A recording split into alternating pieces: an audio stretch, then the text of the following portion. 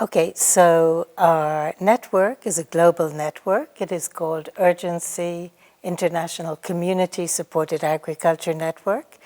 And community-supported agriculture is, of course, producers and consumers.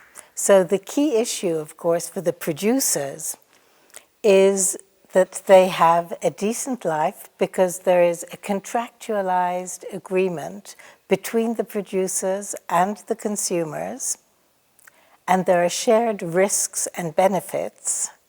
So this means that the producers can plan their year. They know how much money they're going to earn. They can plan their crops. And for the consumers, or the eaters as we often call them, it means that they have real, direct, local access to agroecological, nutritious, local food. So there is an overall social benefit of social reconnection, and it ensures the real implementation of SDG 8 and decent livelihoods for the producer.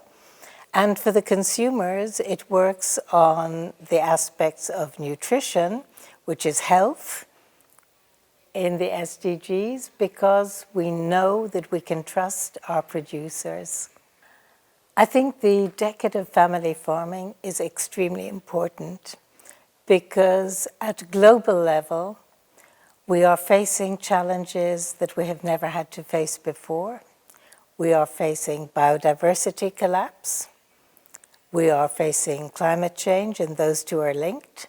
And we are facing the agribusiness that is increasingly trying to destroy small-scale family farming. So those are the issues that we really are facing collectively. The answers that we believe in are based on a system that needs to be changed. All the recent reports, including the IPBES report on the biodiversity collapse, say very clearly we need system change. So system change means we really need agroecology, which is mentioned in the IPBES report. We need a more socially inclusive system, which is something that we work on deeply within community-supported agriculture. We also need to work collectively with the other social movements, which we do at all the regional levels through the different collectives organized under the social movement banner. So these really link into Pillar 5 and Pillar 6 most clearly of the action plan, but also link into almost all of the SDGs. SDG 12 on sustainable production and consumption, of course, SDG 2, which is the overarching aspect here that we're talking about, but also because community-supported agriculture is very biodiverse. Most CSA producers will have 50, 60 or more different kinds of things growing on their farms and use agroecology. This means that we are fighting against climate change, and we are ensuring that the biodiversity of peasant seeds, which are also more nutritious, are really being maintained. So the other aspect that is really important here is the social inclusion is not only for the producers, it is also for the public.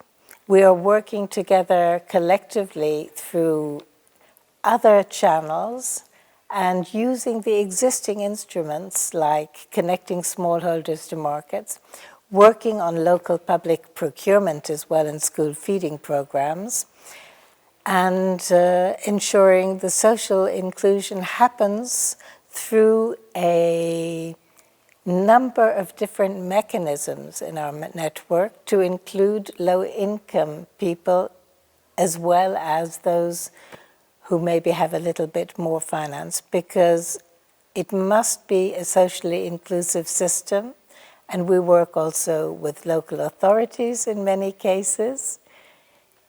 So the access to land is really important. In our network, we have a majority of young people, young producers.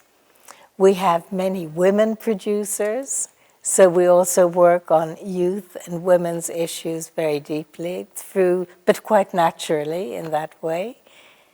And the nutritional aspects, if you read the different recent reports, like the Lancet report and the report published recently in France on the incidence of cancer linked to agroecological organic diet, I think that those are all of the elements that really link into the different pillars, as well as many more.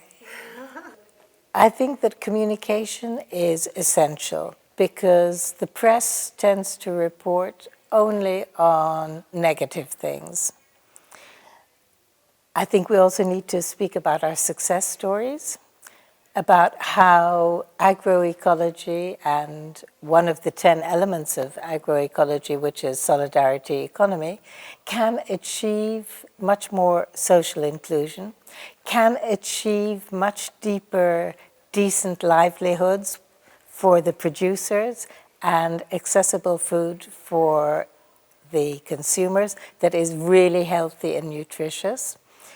In terms of our network communication, we use many different methods. We use Facebook, we use press releases, we have our website, but also as a collective, the Nyeleni Europe Facilitation Committee, we also communicate as a regional social movement network. So I think that communication is key. And I think that we will be communicating about the decade of family farming possibly with a press release after these 3 days.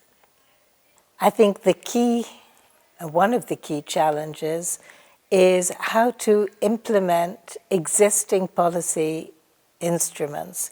We have some excellent ones. We have, for example, connecting smallholders to markets, which means local and territorial markets, which is where most small-scale family farmers and peasant agriculture have their markets, but also not just farmers, but fishers. Because in our network we have not only community-supported agriculture, but also community-supported fisheries, because the issues are the same, and to build the direct connection between food producers and consumers is a critical issue for the future.